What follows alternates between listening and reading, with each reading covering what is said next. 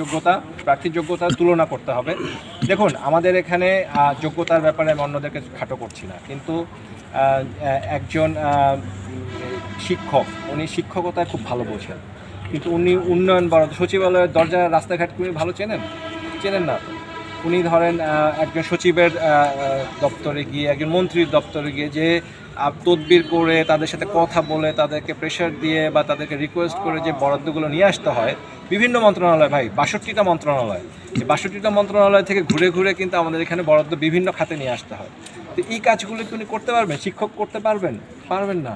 একজন মানুষ যিনি সারা জীবন উপজেলার ভিতর থেকে বের হননি, তার জন্য 2 বছর 3 বছর চলে যাবে শুধু এই সচিবালয়ের রাস্তাঘাট চিনতে, শুধু বিভিন্ন মন্ত্রণালয় অধিদপ্তরের রাস্তাঘাট চিনতে, যেটাগুলো আমি অলরেডি জানি, আমি অলরেডি চিনি। আমি চিনি যে কোথা থেকে কিভাবে করলে কোন বরাদ্দ বাড়ানো যাবে, কোন কাজটা করা যাবে।